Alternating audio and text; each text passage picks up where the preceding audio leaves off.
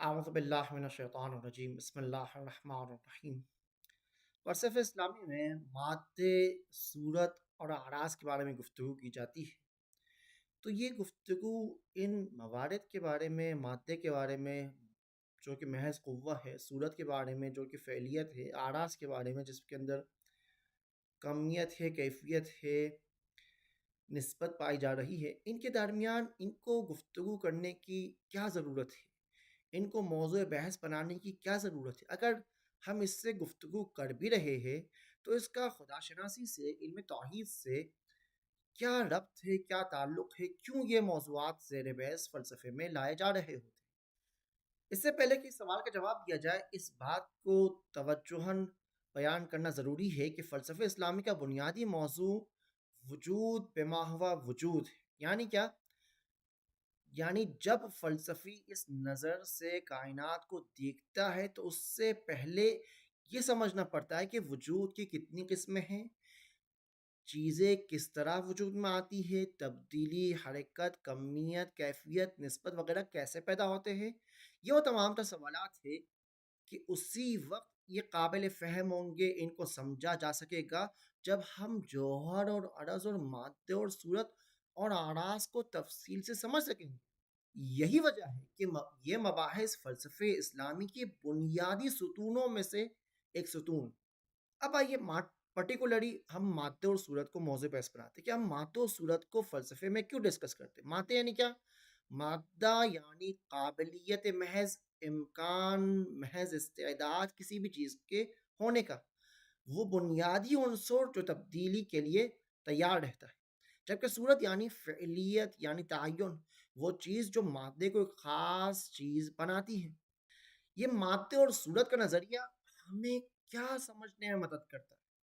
چیزیں کیوں تبدیل ہوتی ہے؟ ایک کھجور کے بیج سے درخت کا اگنا کیسے ممکن ہے؟ اشیاء ایک سے دوسری صورت میں کیوں بدلتی رہتی ہے؟ یہ وہ چیز ہے جو مادے اور صورت کے مباحث ہمارے لیے واضح کرتے۔ یہ ایک سائنسی گفتگو نہیں ہے، بلکہ وجودی تجزیہ ہے جو فلسفہ اسلامی کا بنیادی ستون قرار پا رہا ہے۔ جبکہ جوہر اور عرض کو ہم موضوع بحث بنا رہے ہوتے، ان کو موضوع بحث بنانے کی کیا وجہ ہے؟ سب سے پہلے جوہر کو پہچانے کہ جوہر وہ چیز جو اپنے ذات سے قائم ہو، جبکہ عرض یعنی وہ جو کسی دوسرے کے ساتھ قائم ہوتا ہے، اسے عرض کہا جاتا ہے۔ اب جب جوہر اور عرض کی تعریف کو جان لیا، اور پھر اعراض کی وہ 9 قسمیں، یہ وہ 9 قسمیں، وہ تمام ممکنہ حالتیں ہیں، وہ صفات ہیں جن کے ذریعے ہم دنیا کے ہر واقعے کو سمجھتے ہیں۔ کمیت، کیفیت، عین، متاع، وضع، ملک، اضافہ، ان یفعل، ان ینفعل، یہ وہ تمام تر 9 حالتیں ہیں کہ جن کے ذریعے سے ہم اس کائنات کے مختلف واقعے کو سمجھنے میں مدد لیتے ہیں۔ اگر ان کی تقسیم نہ ہو تو نہ حرکت سمجھ میں آئے گی، نہ تبدیلی کی ماہیت سمجھ میں آئے گی، نہ صفات اور اوصاف کی حقیقت سمجھ میں آئے گی، نہ اشیاء کا باہمی رابطہ اور تعلق سمجھ میں آئے گا۔ گویا کہ کائنات ناقابل فہم ہو جائے گا ہمارے لیے۔ یہاں تک جان لیا کہ ان کو پڑھنا کیوں ضروری ہے اس کائنات کی پہچان کے حوالے سے۔ اب آئیے اس مادے، صورت اور اعراض کا خدا شناسی کے بحث سے کیا تعلق ہے؟ ہم خدا کے وجود کو ثابت کرتے وجوب اور امکان کے دلیل کے ذریعے سے۔ اس امکان اور وجوب کے دلیل میں ابن سینا کا جو برہان ہے، برہان امکان و وجوب، اس میں ہم مادے، صورت اور قوے اور فعل کے ذریعے سے ممکن چیز کو واجب الوجود کا محتاج قرار ثابت کرتے ہیں کہ ممکن وجود کیوں کہ اس میں سیرورت آ رہی ہے، تبدیلی آ رہی ہے، وہ چیز محتاج ہے کسی نہ کسی حرکت دینے والے کا، اس کے اندر تبدیلی لانے والے کا۔ تو وہی ذات جو خود تو دوسروں میں حرکت ایجاد کر رہی ہے اور خود تبدیل نہیں ہو رہی، وہ ذات واجب الوجود ذات ہے۔ لہٰذا ان مفاہیم کے ذریعے سے، مادے اور صورت کے مفہوم کے ذریعے سے، قوہ اور فعل کے مفہوم کے ذریعے سے، ہم خدا کے وجود کو ثابت کر رہے ہیں۔ اور صرف اتنا ہی نہیں، بلکہ خدا کے جسمانی نہ ہونے کو بھی ثابت کیا جا رہا ہے اس کے ذریعے سے۔ وہ کیسے؟ وہ اس طریقے سے کہ جوہر غیر مادی اعراض سے منزہ، مکان، زمان، کیفیت، کمیت سے بالاتر ہوا کرتا ہے۔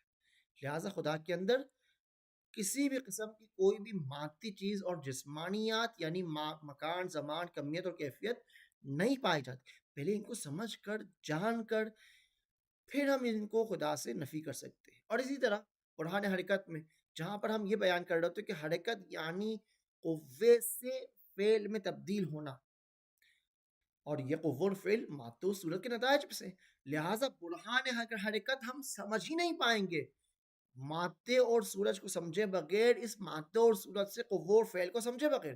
لہٰذا برہان حرکت کو سمجھنے کے لیے، خدا کے وجود پر دیگر براہین کو سمجھنے کے لیے ہم محتاج ہیں ان مفاہیم کے، اس مادے اور صورت کے، اس اعراض کے، تاکہ ہم خدا کو، خدا کے وجود کو بہتر طور پر سمجھ سکے، ثابت کر سکے.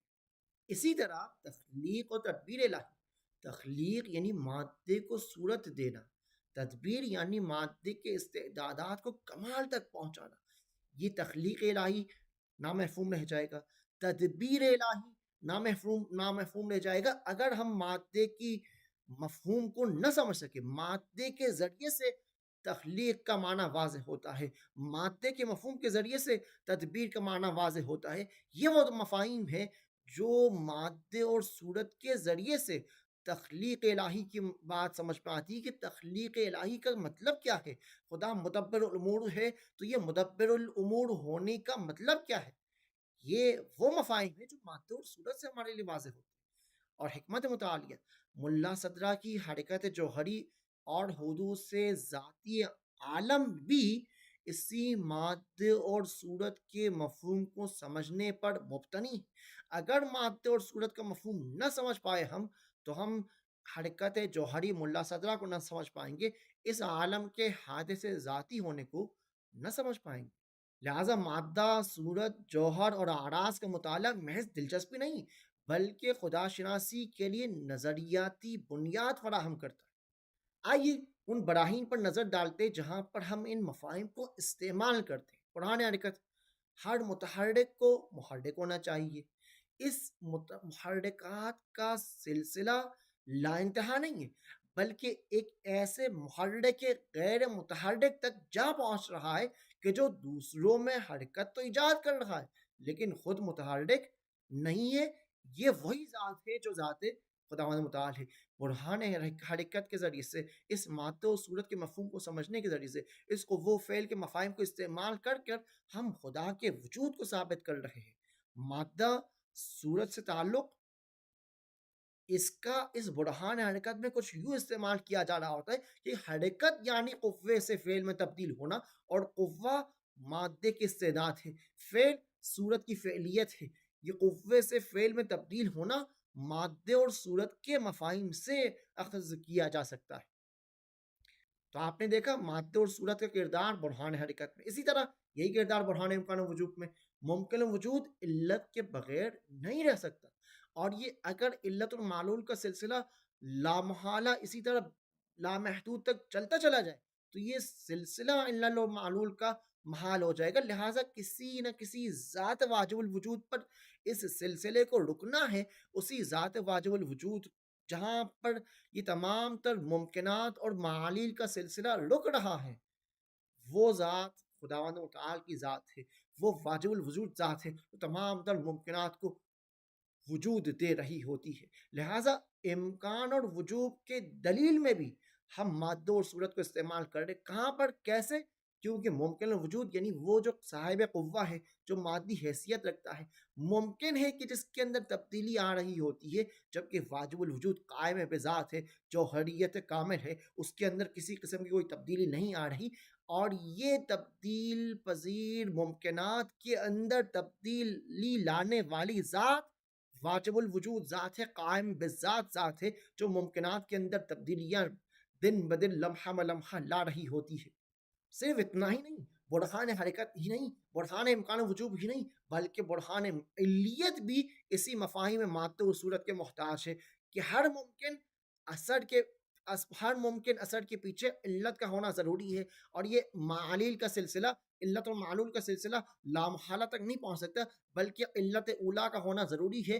وہی علت اولا جو خدا کی ذات ہے، اس کے اندر بھی ہم مادہ اور صورت کے مفاہیم کو استعمال کر رہے ہوتے۔ وہ کیسے؟ وہ اس طریقے سے کہ موجودات ممکن ہے کیونکہ مادہ رکھتے ہیں، موجودات آراز رکھتے ہیں، یعنی قائم بالموضوع ہے، خدا ہے جو ان ممکنات کے لیے علت فاعلی اولا ہے، ان کے اندر صورت ایجاد کر رہی برہان علیت کے اندر۔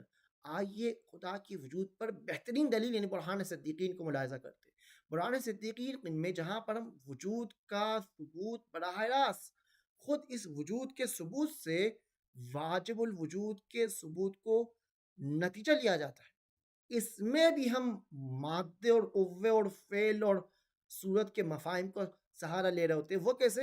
کہ وجود ممکن عین فقر اور محتاجی، لہذا جوہر مادی جو تبدیل کر رہا ہے، جو تبدیل ہو رہا ہے اور حرکت جوہری کے ذریعے سے لمحہ بہ لمحہ تبدیل ہو رہا ہے، وہ عین فقر ہے کیونکہ صاحب مادہ ہے۔ مادہ ہونا یعنی امکان قوت اور استعداد ہونا، اس کے اندر نئی فعلیت کا وہ محتاج ہے تاکہ وہ موجود ہو سکے۔ لہذا کوئی بھی ممکن جو فقر محض ہے موجود نہ ہو پائے گا جب تک کہ واجب الوجود موجود نہ ہو اور اس ممکن کو نعمت وجود سے نہ نوازے۔ لہذا نتیجتاً خدا شناسی کے جتنے بھی فلسفیانہ براہین ہیں، مادے اور صورت اور اعراض کے بغیر تشکیل ہی نہیں پا سکتے۔ لہذا فلسفہ اسلامی مادے، صورت، جوہر اور اعراض کا مطالعہ محض دلچسپی نہیں بلکہ خدا شناسی کے لیے نظریاتی بنیاد فراہم کرتا ہے۔ ان کے بغیر علت سمجھ میں نہیں آتی، ان کے بغیر وجود کا تجزیہ ممکن نہیں، ان کے بغیر براہین خدا شناسی قائم نہیں رہتے، ان کے بغیر صفات سلبی ثابت نہیں ہوتی، نہ کائنات کے امکان اور احتیاج کا تصور واضح ہوتا ہے۔ لہٰذا ان مفاہیم کا اہم کردار ہے خدا شناسی کے بحث سے۔